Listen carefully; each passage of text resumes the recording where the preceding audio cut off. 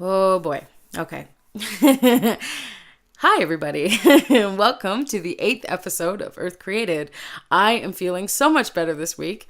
But this is a very deep, heavy episode, and I'm going to go into territory that many might deem very negative, and that's something that I don't want to bring you on the show is negativity. I don't want you walking away from the show with that feeling of, oh, there's nothing I can do, or oh, my energy is depleted, or anything. I want you to come away exactly the opposite. Like, yes, I am powerful. Yes, I can do anything, and I think for the most part, I've probably achieved that, and that's what I want. I want to inspire and motivate you, and expand your mind. I don't want to scare you. I don't really want to make you angry. But if you get a little angry, that's always a good thing. There's a saying that's what is his name? I'm having a hard time remembering his name, but he's a friend of Bill Ryan from Project Camelot, and Brian something O'Brien.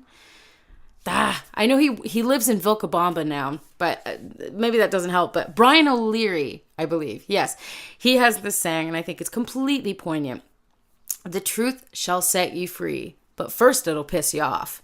And that is so amazingly true, because especially when you're going down the proverbial rabbit hole, is it, where you find yourself getting angrier and angry and angry. It's just when we get to a certain point that we have to realize, okay, the rage isn't going to help. The anger can be used as a tool, but the rage isn't going to help me. It's just going to make my blood boil and make me unhealthy.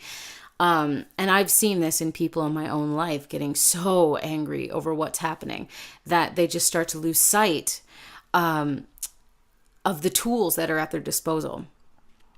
So that aside, today is a deep and heavy topic, and I really want to get right into it because there's a lot that we need to talk about. I have so many articles lined up that I don't think I'm going to be able to read all of them to you, because I don't want this to be like a 4-hour episode. That's just not something I want. So I'm going to pick the best ones, and maybe in the future we can take a gander at the other ones. But this is a huge deal for me because I am very much not for the current modern quote unquote medical industry, and it very much is an industry.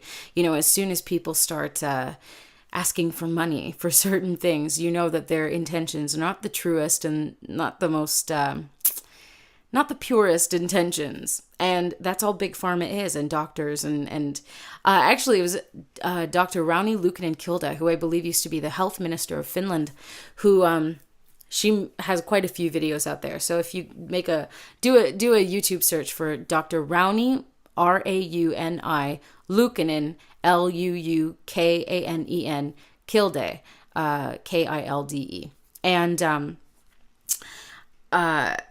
when the swine flu, I say that in quotes, thing was happening, being put upon us by the global elite, she was very outspoken about this. And the reason I thought of Dr. Rauni Luukkonen-Kilde is because I just mentioned the doctors thing, and she made a very astute observation that so many people who go into med school are like, I want to save the world. I want to save humanity. I want to help people. I want to help people bring their health back and all this other stuff, because they have been so conditioned, like the rest of us, to believe in modern medicine, to believe in taking drugs and vaccinations and all this other stuff that actually poisons you and sits in your body for a long time, accumulating over time, and then creating bigger problems down the road. But it seems that they go through a mind control process or a conditioning process while in their universities. And they come out cynical, they come out angry, they come out cold. And I think there are going to be some who will say, well, doctors see disease and they see death and they see illness every single day, so after a while you get desensitized to it. But I just don't think that's a good enough reason.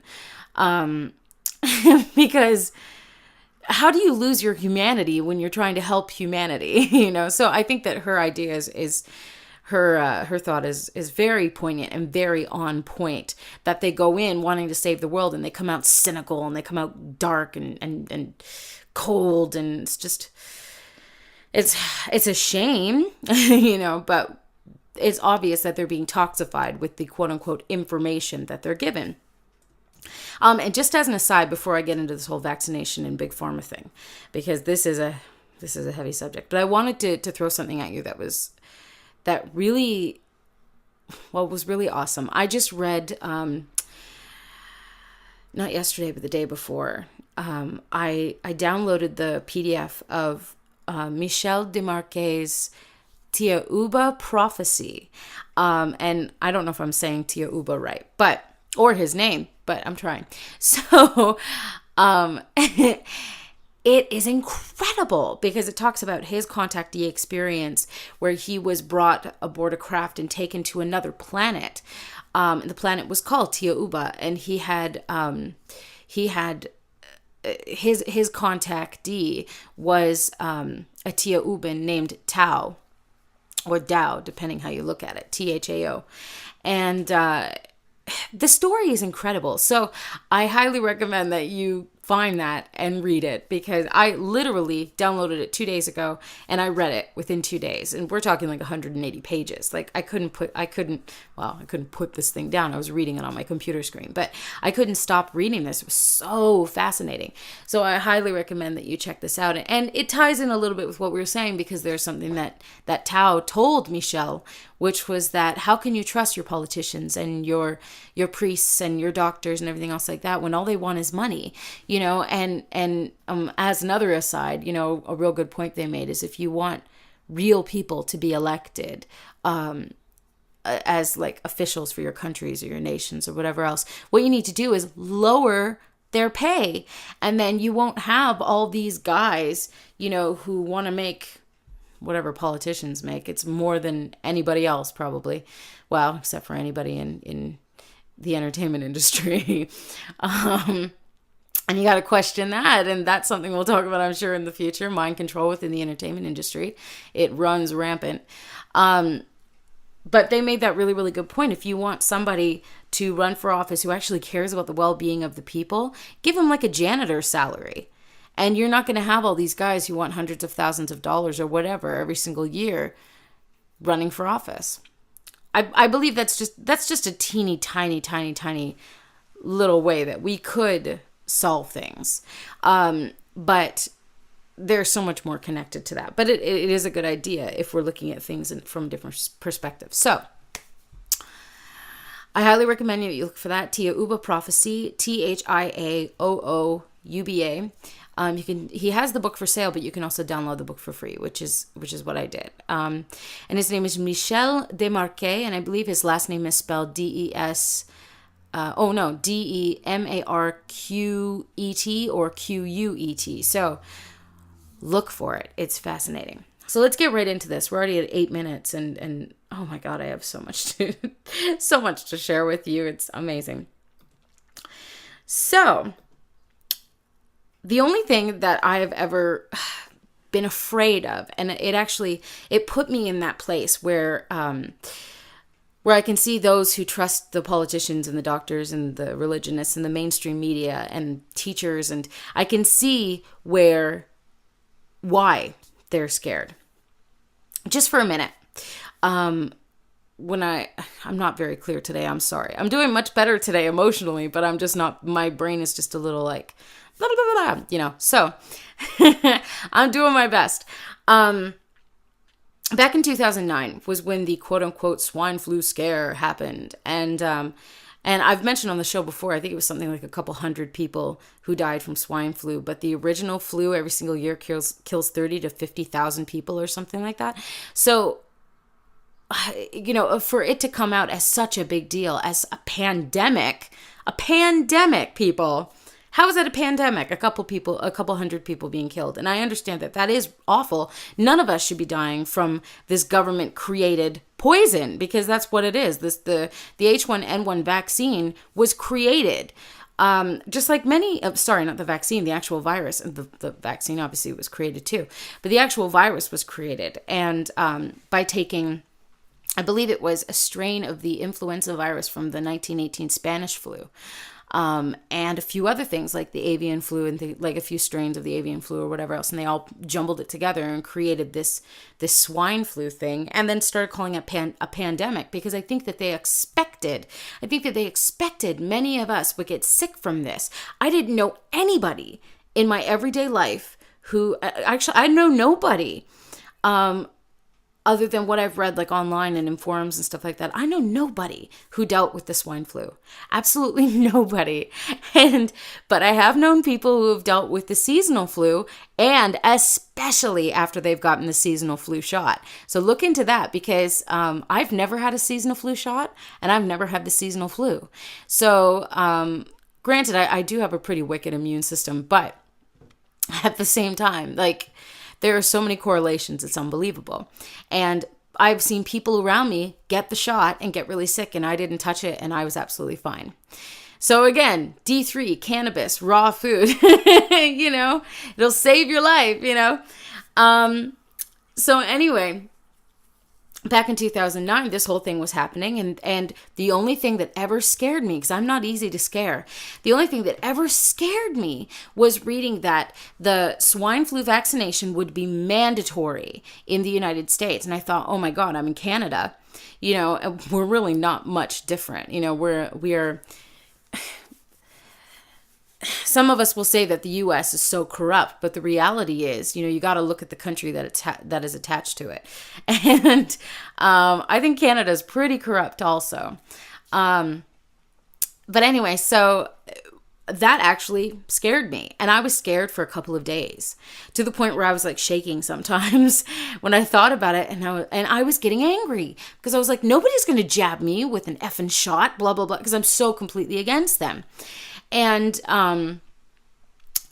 so this, obviously this started me down that particular rabbit hole, and that took me to the story of Jane Burgermeister. And Project Camelot ended up interviewing her. I believe she did some, or maybe she didn't do some live conference stuff, but I know that they did a couple interviews with her. Probably a couple on camera and then a couple off or whatever, but she was mentioned quite a lot during that time, because she was one of the people who was really dedicated to getting the information out there about this swine flu medication. Swine flu, again, I told you my brain is garbled today. The swine flu pandemic, I say in quotes. And another one was David Icke, and David Icke immediately, upon all this stuff happening, released an extensive article outlining what the Tamiflu jab would actually do to people, because it was meant to be taken in 2 separate needles, like within like a week or a couple of weeks apart or whatever, like boosters, right? And ultimately, the first one would shut down your immune system and introduce the virus to your body. And then the second one would turn your immune system back on, so that what ends up happening is everything, like all the white blood cells, everything that's going to go and cure this, run to that area of where the virus is. And you end up having basically an overload. And this kills you.